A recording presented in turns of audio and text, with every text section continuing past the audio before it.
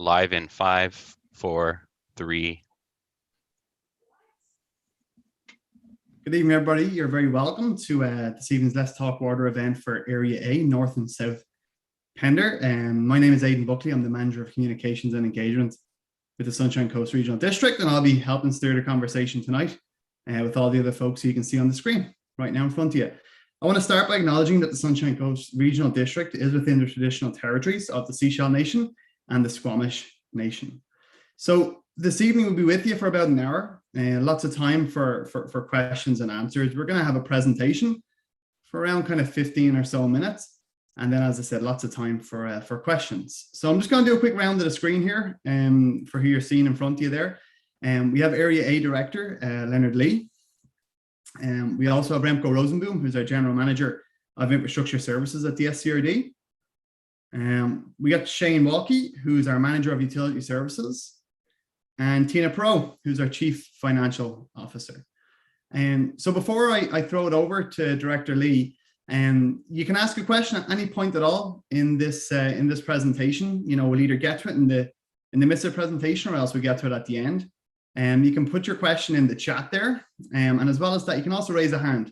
And if you raise your hand, you can be, promoted here to a panelist. You can go ahead and you can ask it directly to any of the folks on screen. So Director Lee, I'm just going to throw it to you, just if you wanted to do a short introduction, and then we'll fire it over to you, then Remko, to kick off the presentation. I think you're muted, Director Lee.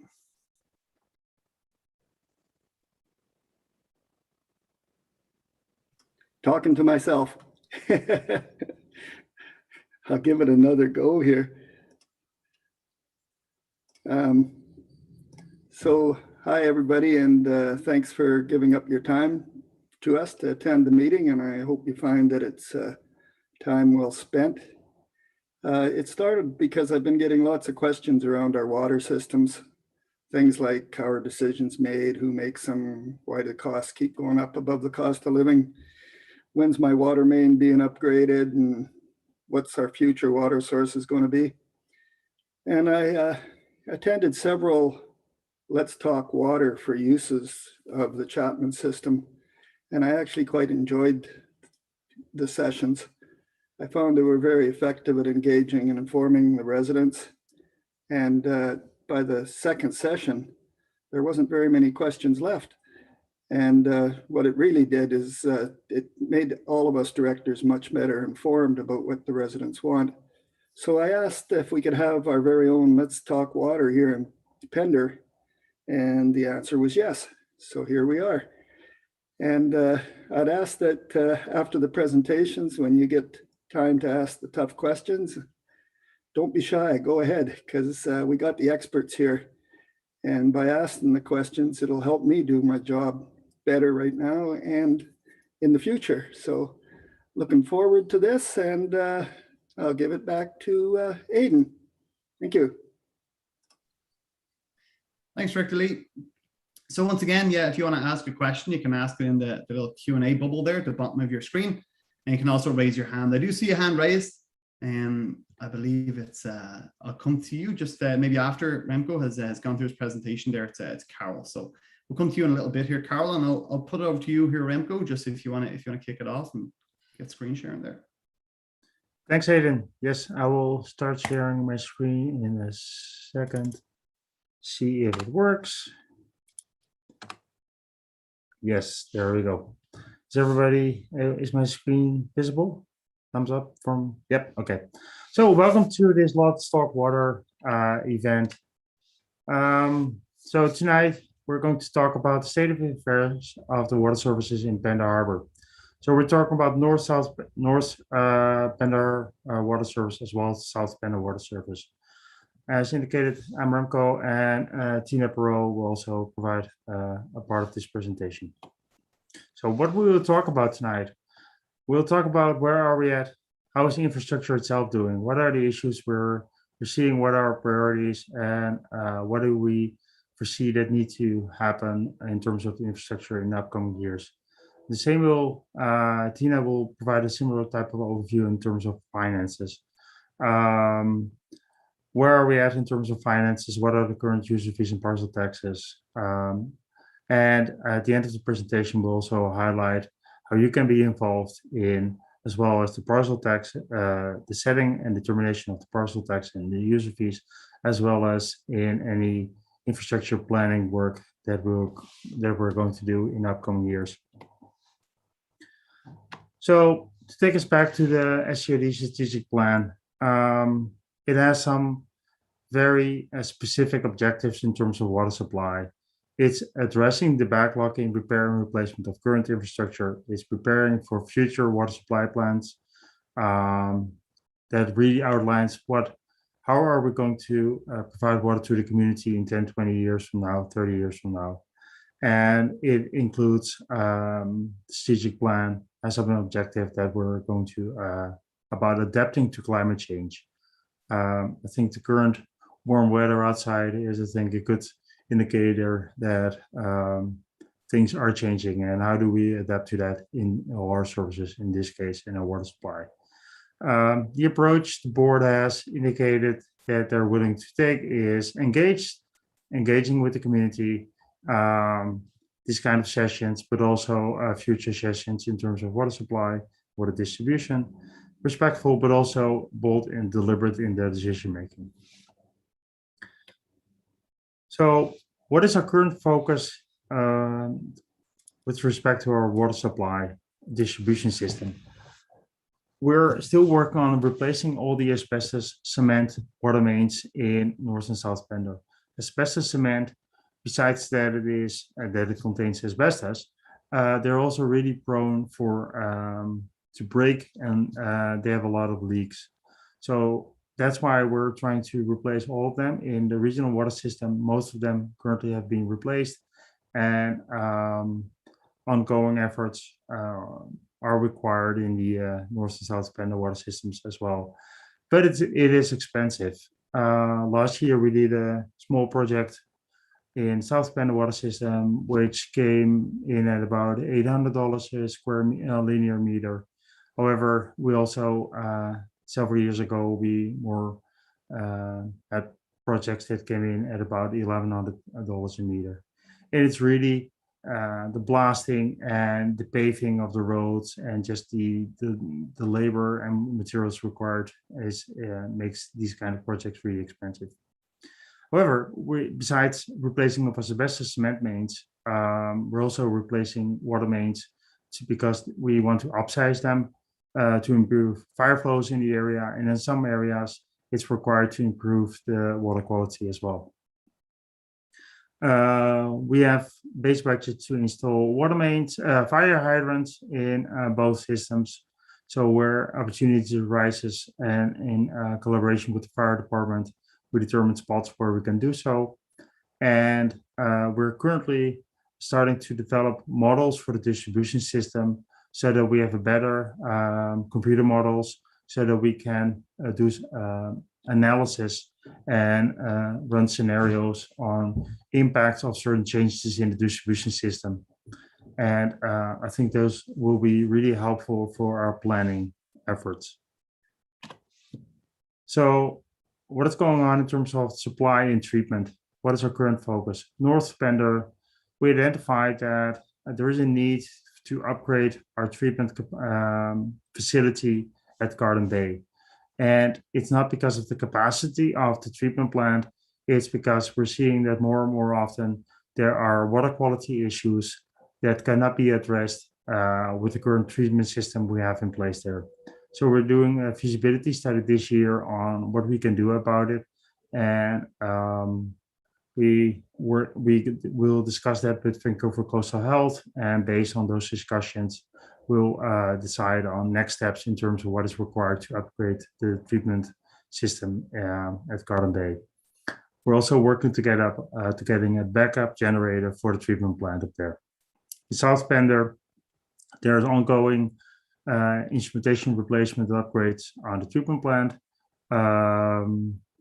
Some improvements, some replacement of parts, and last year we did a dam safety audit of our dam at McNeil Lake, and we identified some upgrades that would be required to meet the regulatory requirements for those kind of dams. What we're doing for all water systems, including North and South, is we are working on leak detection in our own mains as well as on the private system. In terms of our own mains, to improve our ability to detect leaks in our own mains, we are currently purchasing a leak correlator, a device that can help us to identify those leaks. And we'll do a pilot that includes large parts of the North and South water distribution system to identify any leaks that might be there that are not visible or on the surface.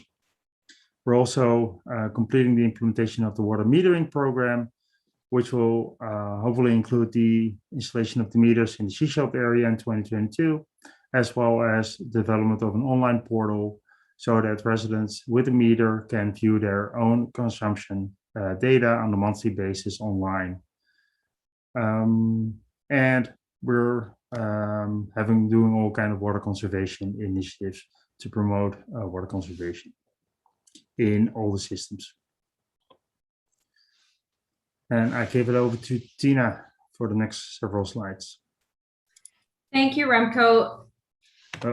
So if we just go back there, your utility bills and property taxes. So just to outline how the SCRD collects for the user fees and for the parcel taxes for both the water system as well as the wastewater and solid waste. Those user fees go on a utility bill. So that's mailed out separately to individual properties and business owners in about April of each year. On that particular bill, there will be your water portion. You may be part of a wastewater facility. So that would be sort of your local sewage plant. And just recognizing that Area A doesn't participate in the curbside collection, but that's also part of our utility billing. On the property tax notice, people will see their parcel tax portion. So that's sort of the overhead for capital improvements as well as any debt repayment. And those represent for major repairs, replacements, and new infrastructure. So for the South Pender system, they are paying for the water treatment plant for South Pender Harbor. And for North Pender, again, there's been a lot of analysis there as far as various types of capital projects that need to be done in the future. So I can go to the next slide. So when are these rates set? So these rates statutorily have to be approved before the next financial cycle where we do the rate setting. And so those for the regional district are done before December 31st of each year. So we're about to go into our budget planning cycle, and our pre-budget meetings are going to be happening in November 1st and 2nd. And why these dates are important is because these sort of outline the new projects and initiatives for those particular services that are coming forward and may require some funding to inform the rate setting. On November 18th, we are proposing that the rates and utility for the frontage and for the parcel taxes come forward at the Infrastructure Services Committee. And then we also have our first round of budgets. And the difference between the pre-budget and the first round of budget is really the pre-budget is to review what type of proposals are coming forward. They may not make it to the first round of budget. And so those are some of the decisions that are coming forward. So in November 29th or December 9th, we have two dates there because it really depends on various factors as far as new projects and initiatives and emerging items. So those bylaws will be read to the board for 3 readings and adoption by that particular time. So we're set for the parcel tax process in January and for our billing cycle that comes in the following year in April. Our budget this year is going to be planned to be adopted on February 24th, which is a month sooner than we typically do. Next slide. So the overview of rates and reserves over the past 5 years or so, we've just given a little overview as to some of the changes for both, this is for North Pender in particular. And one of the things that was a significant change over the last couple of years is that for North Pender in particular, we realized that we needed to make some alignment between the user fees and the parcel taxes. So user fees are to pay for the operations of the service, and the parcel taxes are to pay for capital improvements or any debt servicing that's for the service. It allows for some transparencies for the users to understand what they're paying for each type of parts of their service. So for 2020 and 2021, that realignment did mean that overall, from the user rate perspective, it seemed like there was a very large increase, and there was. However, you can see that the parcel tax has stayed quite flat over the last 5 years. So where we did some significant increases in the user fees to balance, we didn't do that over on the parcel tax. And on the very bottom column, it shows the various reserve balances. And so we have a capital reserve for the North Pender service, as well as an operating reserve. And at the end of 2021, we expect that there'll be less than 500,000 in the capital, and we will have less than 200,000 in the operating budget.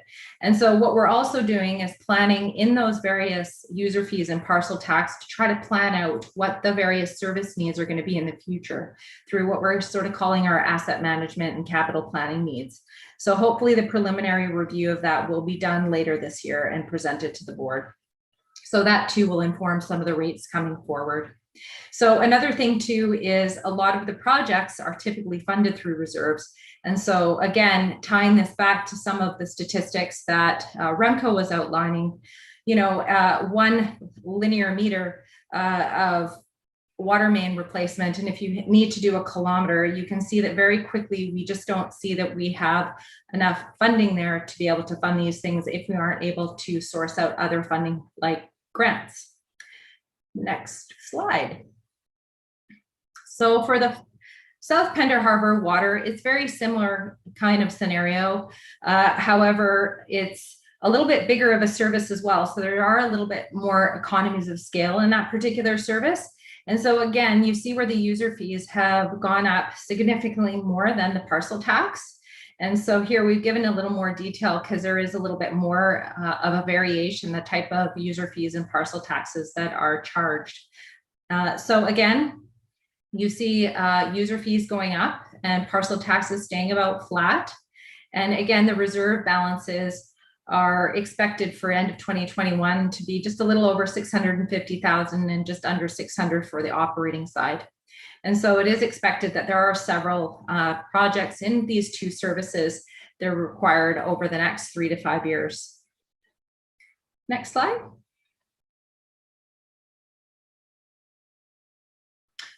And here we've given a historical budget overview. So it gives what the budget and actuals are. And I know this is very small, but we wanted to provide sort of a snapshot. And so we hope people can see these values, but it essentially shows what the various budgets have been over the year. And the top part shows where the user fees and parcel tax have come from. And also it shows where some of the increases have happened in the operations. And so there haven't been too many increases in some of those, but in particular in the budget for the wages and benefits, there has been a large increase in some of those, as there has been some hiring in the infrastructure services to meet the needs of the service as well. So we also have a lot of capital expenditures. So most notably, you'll see where in 2017 and 18 that the regional district was successful in receiving some grants for some of the water mains replacements. And so those were divided amongst the North and South Pender water services. So if you just go over, this is the North Pender, and so we have the same for the South Pender service.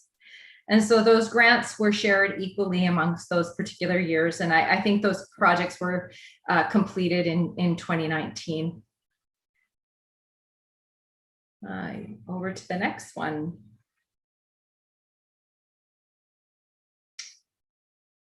Back to you, Remko. Thank you.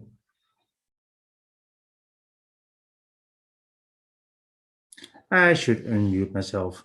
That's always handy. So What if we compare where the water rates are in North and South Pender and the SCRD in general? How do we compare to other local governments? In 2015, it's a little bit older, but I think it's as relevant as it can be.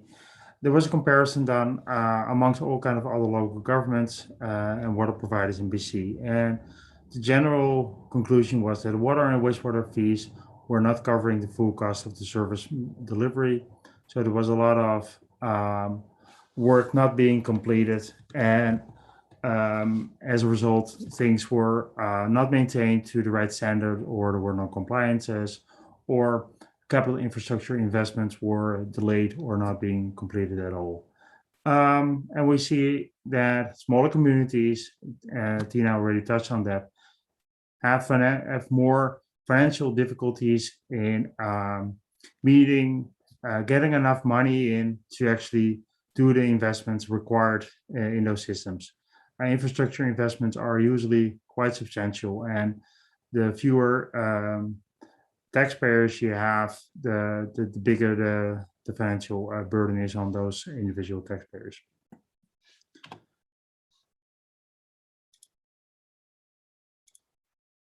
So how does it look like for the water and wastewater services? I included here wastewater because there's quite a significant amount of wastewater facilities in North and South Pender as well.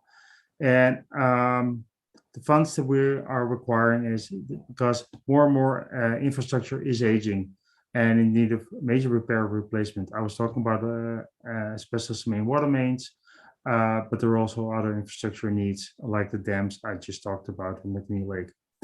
And we concluded that there's an underfunding of the daily operations, maintenance, and repairs. And what we're seeing there is that if we're not taking care of the infrastructure as we speak, over time, things will deteriorate faster than if we do adequate operation and maintenance of the infrastructure. So it's an investment now, but it will save us money over time, and it will allow us to continue to meet all regulatory requirements. So as Tina indicated, our funding ability is currently limited. There are savings, there are reserves in both of the systems, but they are in order in terms of capital infrastructure between $400,000, $500,000 and $600,000. There's strong competition for grants because, as indicated, we're definitely not the only local government in this kind of situation. So there are many local governments that are seeking grant opportunities and seeking for grants to do capital investment in their utility infrastructures. And there's, of course, the option to seek long-term loans for those kind of projects, like we did with the installation of water meters in Seasheld, or the Church Road project to supply water to the church, to the Chapman system. So how do we actually compare them? We picked several local governments in the area, and you can see that the North and South Pender water systems are one of the more expensive ones. There are several that are even more expensive in terms of their user fees. However, the top two ones, West Vancouver and Greater Vernon, they don't have a separate parcel tax to it. So this is what you pay there. And in their case, it's all based on a volume. In this case, all these numbers are based on a volume of 210 cubes a year of use, which is really residential. So what are the type of projects that we funded in the period between 2017 and 2021, just from these water rates, from the user fees and parcel taxes? So any grant funding is excluded from this sheet. What you can see is that the primary investments have been made in distribution system, vehicle replacement for staff to actually do the operation and maintenance, as well as in the supply and the treatment. The long-term planning component here is the models of the distribution system that I talked about in the beginning of the presentation. So what are the projects that have been funded through grants? For South Pender, about $1.5 million went to the water main replacement that took place between 2017 and 2019. And this year, grants have been allocated to fund some design work on the dam safety upgrades required on McNeil Lake. The Dogwood Reservoir needs some significant attention. So money is grant money is set aside for that, as well as some updates to upgrades to our South Water Treatment Plant. North Pender, significant investment also in the water main replacement between 2017 and 2019. And the emergency generator that's currently being purchased is also funded from grants at the moment. So what does the future look like in terms of infrastructure? In North Pender, there's about 1.6 kilometers of water mains still to be replaced, of AC water main, asbestos cement. In South Pender, it's 7.7. So you can see that there are significant investments required only to replace the AC water mains. Besides, there are numerous areas as well in North as well as in South where their water mains could be upsized to improve fire flows in certain areas as well as water quality.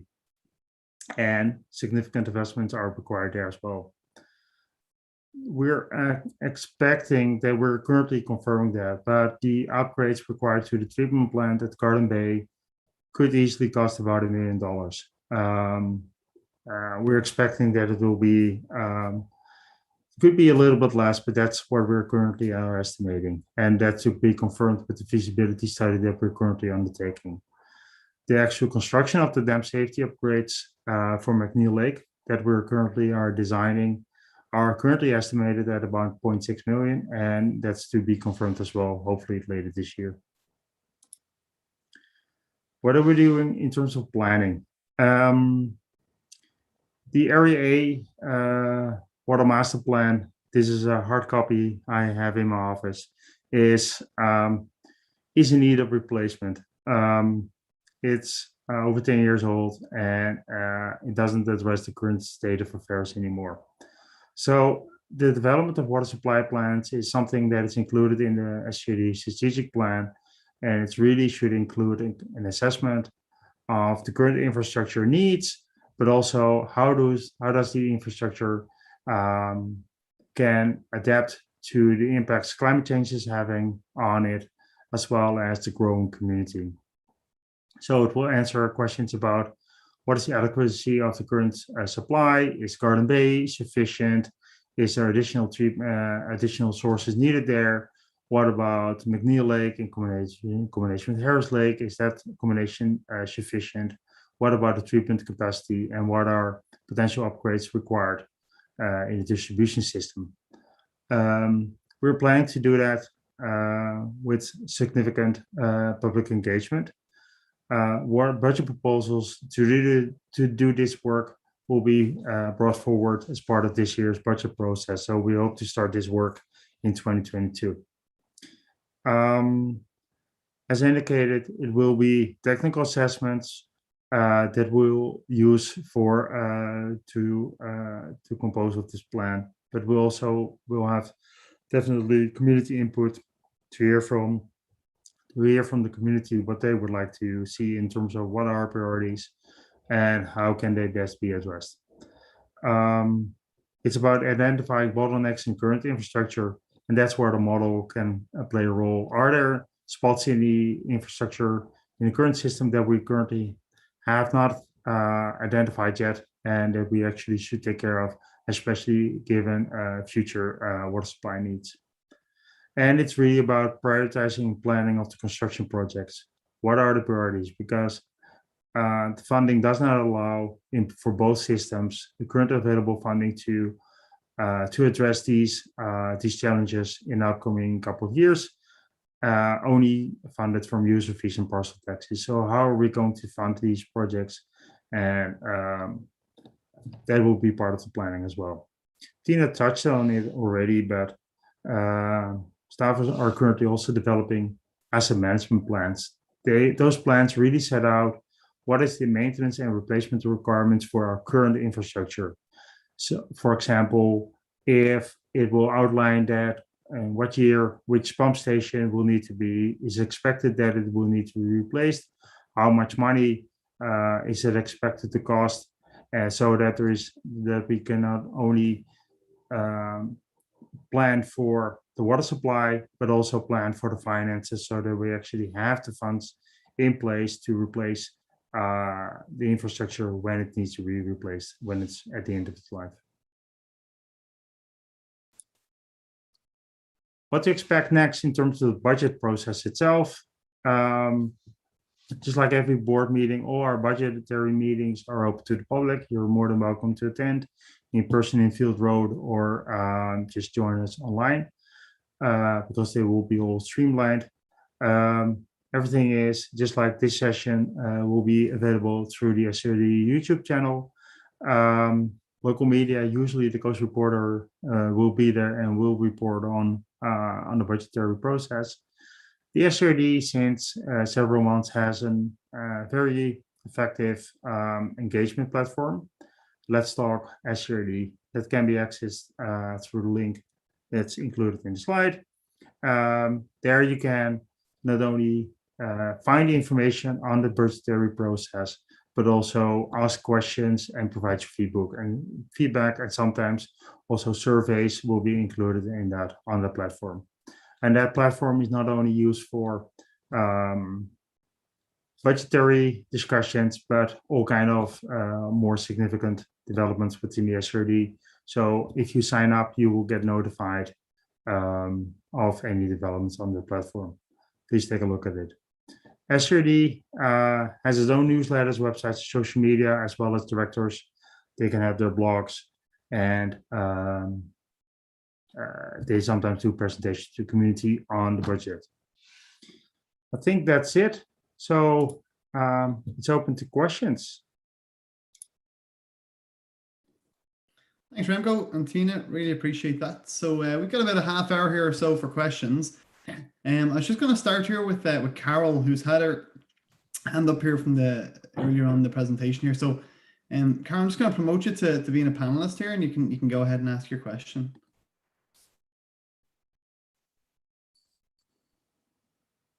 Yeah. Carol, so you can ask a question if you want to unmute yourself. You can go ahead and ask a question.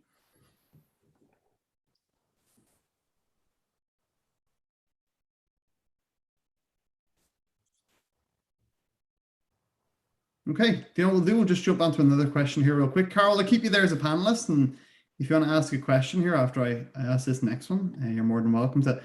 John D in the Q&A. John, I'm not too sure if you might need a little bit more information on this, but you asked what about Earl's Cove and Egmont? I'm not too sure if that resonates with anybody on the panel who'd like to take it, or if we need a little bit more context from John on that.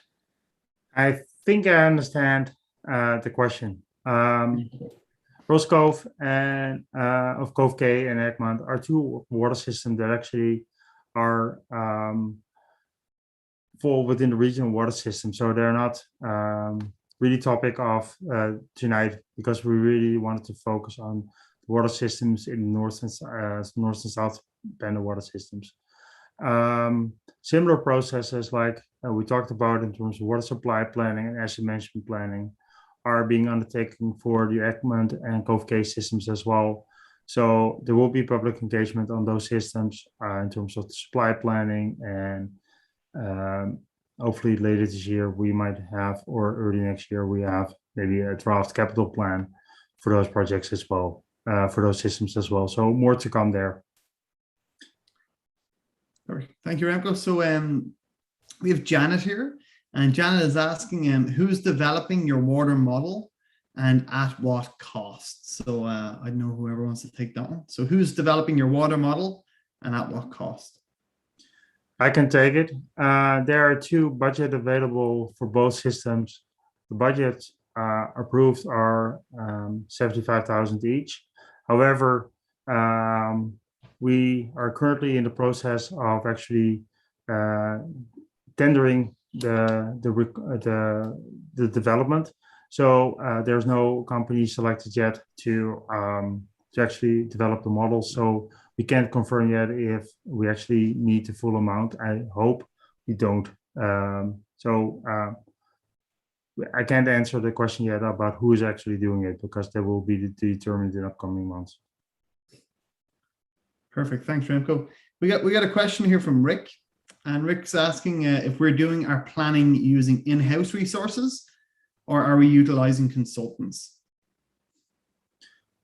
Thank you for the question. Over the last several years, we hired several staff to, or we requested from the staff, and they were approved. So they've been hired to actually develop these kind of plans in-house. And the reason for that is that ultimately, if by developing the plans in-house, we can have a better understanding of how the system works, and then use that information moving forward as well in our day-to-day operations.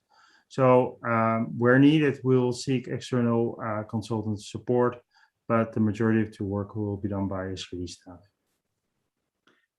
Perfect. Thanks, Remko. I think one here maybe for you, Shane. They're asking about water quality in North Pender. So just saying, what are the water quality issues in North Pender? I see a couple questions there. So the water source for North Pender is Garden Bay Lake, and lakes do what's called turnover, sometimes in the spring, sometimes in the fall. And basically it's the cold water and hot water mixing. And what it does sometimes is causes the turbidity in the water to elevate.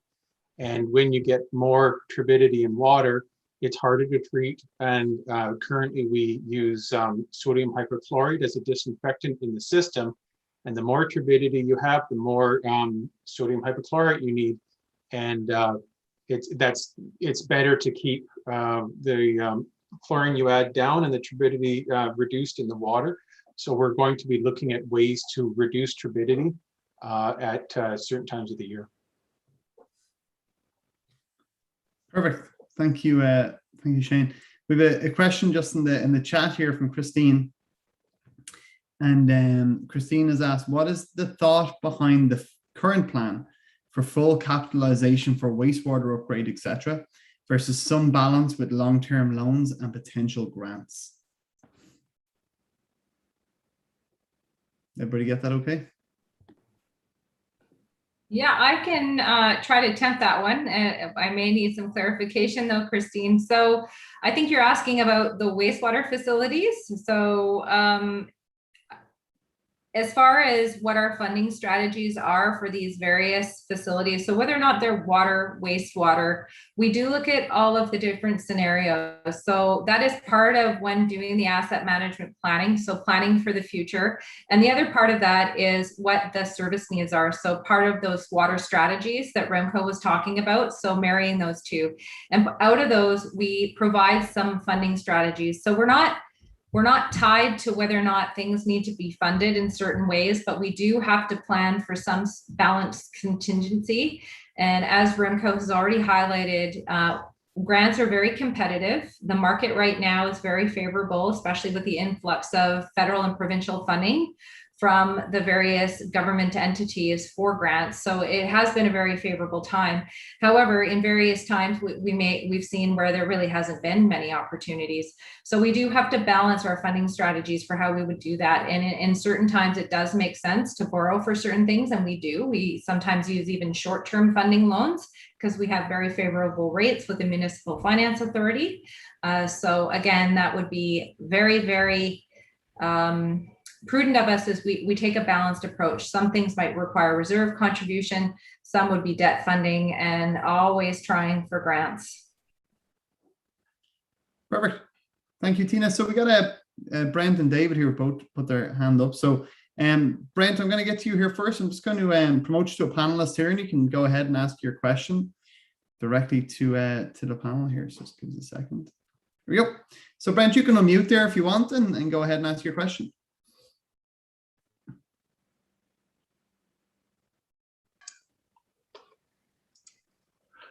Hi, everybody. Haven't seen many of you for a while. I've got a couple questions, actually. Just the actual work when you're putting the new pipe in the ground, is that going to be done by the SCRD guys or by contractors? Brent, we do it various ways. Sometimes we have SCRD crews install it, and sometimes we tender it out. So for example, the North and South Pender water mains that were installed a few years ago was all done by a contractor. Okay. Will they be carrying extra insurance for this work? We have insurance requirements as part of our tendering process that are to be met. Okay. And how do the priorities get set for which pipes get changed first? As Remko had touched on, there's a number of sort of categories we have: undersized water mains or for fire protection. Asbestos cement as well is important, and just small water mains. So it sort of depends. The regional system over the years has replaced most of the asbestos cement, but in these areas there's many candidates for replacement. And when we replaced the water mains in North and South Pender a couple of years ago, it was all asbestos cement water main. Maybe I can add to that a little bit. Brenda, I was just talking about when we do our water supply plan, that part of the plan is also to prioritize the work. And I think that includes prioritizing which water mains will be replaced first. I've had some discussions about this last several years with some of the residents in North and South Pender. They were like, yeah, when is my water main to be replaced? I said, if we only have, let's say, $500,000 in reserves, and we don't want to use everything because if there's an emergency repair, we also need to have funds to replace that. So how much do we have available? Let's say if there's 200,000 that the board would like to allocate for water main replacement, we can replace 200 meters of main, which 200 meters will be replaced. There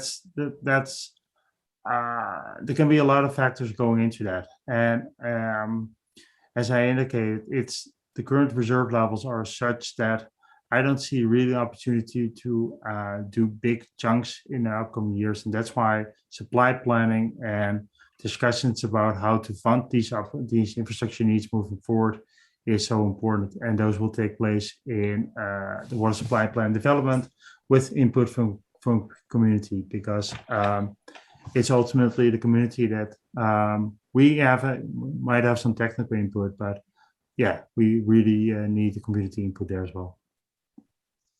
Okay. You mentioned earlier that these asbestos cement pipes are prone to break and leak. When they break, where does that residual pipe go? Further down the line? When water mains break, the particles may like they're released with the water, so that usually they'll stay in the ground where the water main is. When the guys go in, they'll replace the section that's broken and will double bag it, and it gets disposed at the Seashell landfill. What if it's a slow leak? It's a leak that's been going on for years, for example. There's pieces eating around it. Well, I would assume they would be in the ground along with the water main. Okay, so they don't go further down the line. Not if the water main's under pressure, no. Brent, I'm just going to jump into, we've got a couple of other questions coming up, Brent. Sure. If you're all right, if you can stand by here, and if you want to ask more questions, I can absolutely promote you up here again, and you can ask them. We just got a couple of folks here in the Q&A, so Sure, go ahead. Cool. Thanks so much for your questions.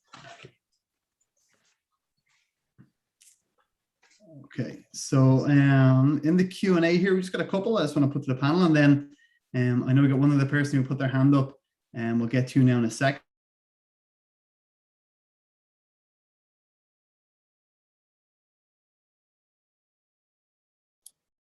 Looks like Aiden is freezing here. Yeah, I can see one of the questions, and oh yeah, he's back. Oh, there you are. Did I go there? Sorry. So just looking at Jim and Janet here, who are asking a similar question. So we got both of them asking about water meters and asking when they'll be used for billing. That's the question everybody would like to have the answer to. We as well. Now, with the board earlier this year, the board asked staff to start preparing some reports on that issue. So what we're bring forward later this year is a report to the board on best practices and what our local governments are doing in terms of water meters. And so the discussion is starting at the board level. There's no formal decision made on the system that needs to be in place, how it will be built, what the different rates will be. And so a lot more work there is required.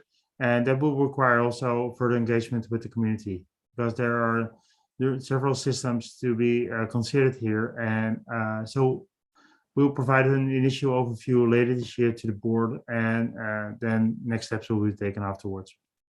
But with the approval of the loan for the installation of the Sechelt meters in Sechelt, there's at least, if meters will be installed, they will know if a transition to a volumetric rate system will be implemented. It can be implemented coast-wide. Perfect. Thanks, Remko. Rick, I see your question there in the chat. I'll get to you in a second. David, I've just promoted you to a panelist here, so feel free to unmute there. You've had your hand up for a bit. If you want to go ahead and ask a question, you're more than welcome to do so. Let me see if I can just allow him here to talk. Hey, David, you can go ahead whenever you want. Okay, thank you. Am I on? Yep, you're on there. Yeah, please go ahead and ask your question. We can all hear you. Great, thank you. First of all, I'd like to thank Remko for a really useful presentation. And my initial question is to him. We seem to have a major set of problems with the current water monitoring system installed in North and South Pender. Now, I feel qualified in saying this because I have a doctorate in part of the fluid mechanics that are associated with the monitoring system. 3 years ago, I received a letter from SCRD saying I was spewing out 5,000 litres a day for a month. In old money, that's 1,000 gallons a day. I got a whole load of plumbers and scientists in who said there was no leak and that was impossible. 2 months ago, as Len knows, because I wrote to him and didn't get a reply, a letter accusing us of leaking over 4,000 litres a day throughout the month of May. That's nearly 1,000 gallons a day for 31 days. Now, to put that in context for non-numbers people, that's the equivalent of a good-sized child's paddling pool, 10 feet deep every day. Now, we don't live in a huge property. We have half an acre, 2,700 square feet of house. I reported the last one to SCRD, and they sent one of your leakage specialists up to have a look at it. Let me read what he said. He said, there is an infinitesimal leak, not 4,000 litres a day, an infinitesimal leak of 0.010 litres a day that his normal equipment could not detect. He said that the 4,000 plus litres a day accusation was absurd. That was one of your people saying that. Now, there is clearly a problem that's happened on a number of occasions to me. How many other people has it happened to? There is clearly a fault in the measuring and or reporting system of your monitoring system in North and South Pender.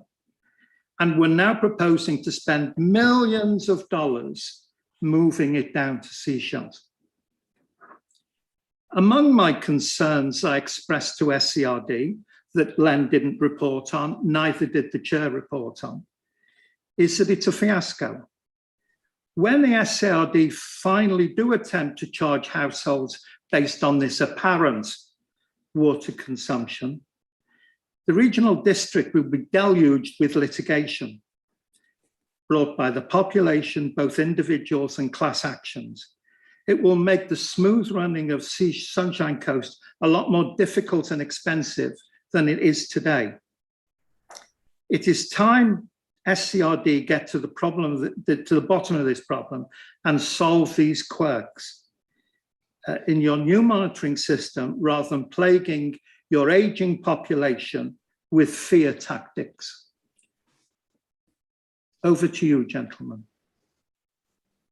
Thank you, David. There are always, when there are, let's put it that way. I'm sorry to hear that. Clearly, you received a letter from us that you had a leak in your water mains, and several times, Remko. Yeah, I picked up on that, and I'm sorry to hear that. And I'll see what I can do with staff to further look into your meter, because it could be that even your meter is maybe a part of your meter needs to be replaced, because if it's there's something not going right here, because we hardly receive any of these complaints. When there are thousands and thousands of meters installed, there's it's unavoidable that there will be one or a couple not completely functioning well. So we'll take a look at this and see if there's anything in the meter that might need a replacement here. But Remko, I have friends and neighbors, all of the same age as me, who are receiving similar threatening, worrying letters. And you're talking about, in the last question, basing charging on those meter readings. Haven't you got anything better to do than threaten pensioners? I'm sorry if it's perceived by you by threatening, because I know the lead letters and they're not intended to be threatening. So I'm more than happy to ensure that these kind of issues are addressed. And if there are multiple meters if there's a batch of meters that was installed that need to be replaced in your area, then we'll take a look at that. So what I can do is there will be follow-up conversations. I will ask staff to follow up with you and to find out if if there's anything wrong with the meters, and if that's the case, then we'll check the ones with your neighbors as well. Remko, you're not getting the message. I'm not the only one. A load of people in North and South Pender are experiencing the same hassling. And your leakage expert came here and said the accusation was absurd. You cannot move forward with these monitoring systems, particularly spending millions and millions in seashells, until you fix the problem. If I could add to this conversation, David, I'm as well concerned about what's happened with you. But in the last week, 2 weeks ago, two people that got similar letters to you communicated with us. We worked with them. They were able to fix their leaks, and now we're not wasting, I think it's about 50,000 liters a day in Secret Cove. That's a really positive thing to accomplish from that letter, and I'm concerned that your experience has been as negative as it has been, but there certainly have been a lot of letters that have initiated conversations with staff which have resolved in major leaks being repaired. Guys, your organization and methods that surround your new monitoring system are not working. If you claim in one letter to me, I'm using 4,000 litres a day, 10,000 gallons a day. Sorry, 1,000 gallons a day. And your leakage expert comes along and says it's 0.01 litre per day, and his equipment can't measure it. You've got a real O&M problem. And you, as managers, you better get onto it. Thanks, David. I think Remko has indicated there that Remko, you've indicated you are going to follow up on this. David, if it's okay, we got a couple of other questions coming in, and appreciate your question there to the panel. I also noticed a few in the chat there. Yeah, I'm going to go through them all right now, Shane. Thanks so much. So Rick in the chat has asked about cost comparisons. He says, you know, some of the cost comparisons that you presented earlier there in the slideshow, they look like larger communities. How do we compare to the BC communities of a similar size? I don't know if we have an answer to that, or it's something we should follow up with. I think that's something we should follow up on. We pulled these local governments because we presented the same ones last year, so we were able to compare them where they were last year. And we haven't done a full comparison yet for with the current data without local governments of a similar size. Tina, do you have anything you can add to that, or any light you can shine?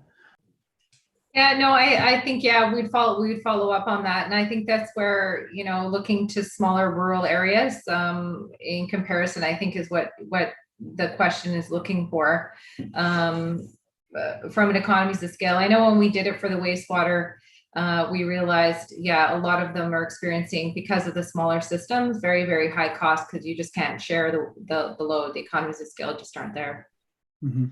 What I will say, Rick, is it's my job to communicate these things out, so I can make sure that that in our communications, kind of coming up to budget time, that we do look at comparisons. It's a really good point.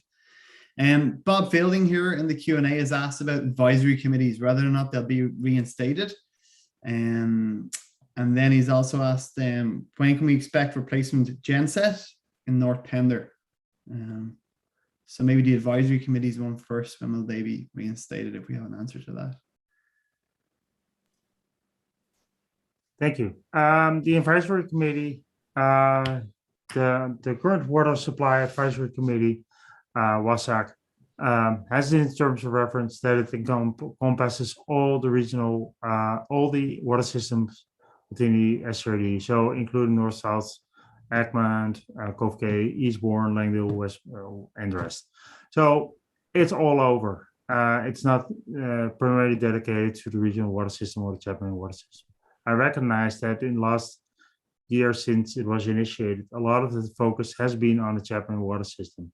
Doesn't mean that the other systems are not getting attention. We paid attention to South Pender, to Eastbourne, and I feel that with the water supply plans, when they start to be developed, I think for North and South, there will be a lot of focus on those committees as well. And as you indicate, on those systems as well within WASAC.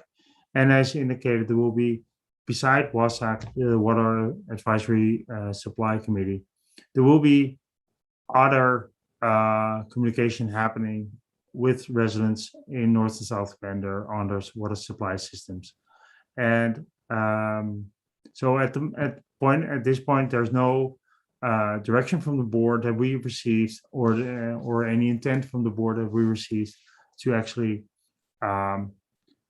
establish anything, a special advisory committee only for North and South. It's included in WASAC. And the second question, maybe Shane, you can answer that one. Sure.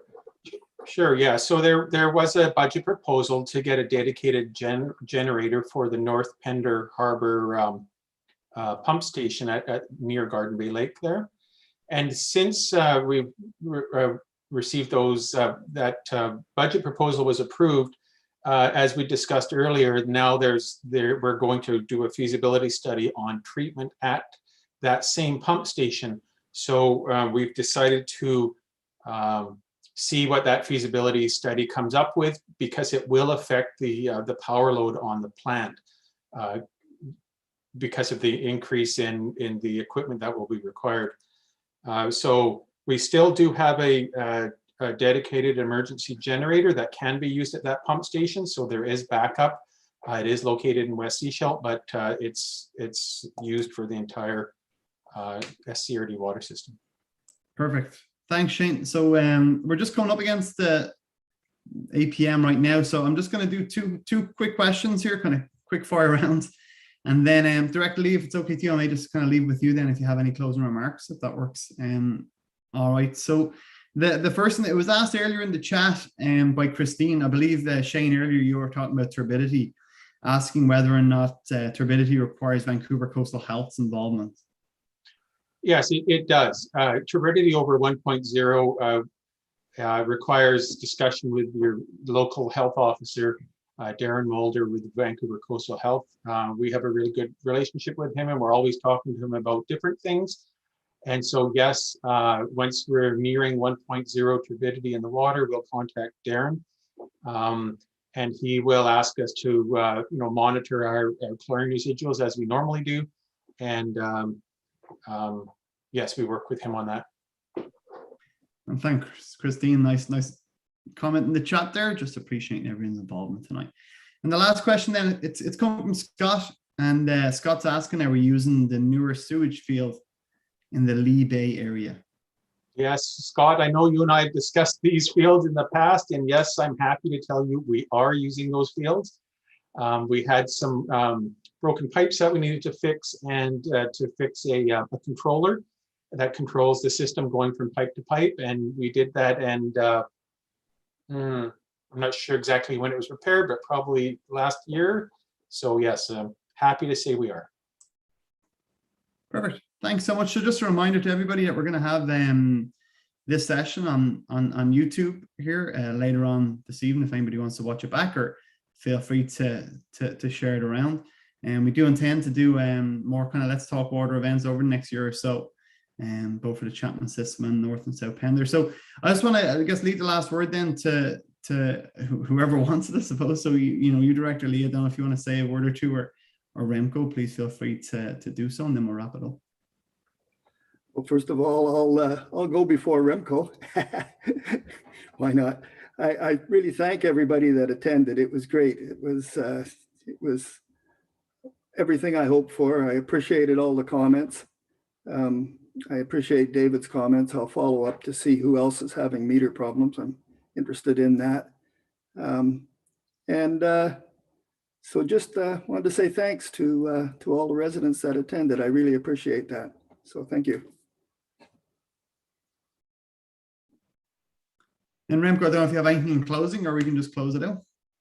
I think we can close it out. The only thing I would say is stay tuned, follow us on social media, sign up for Let's Talk Water so you get the invite on what's going on with our budget for next year, because there's, as indicated, I think in the presentation, and I think it's clear from the discussion, there's a lot on the go in North South Pender, and your engagement is much appreciated as well in the budget process as the planning work that we're going to undertake in the upcoming years.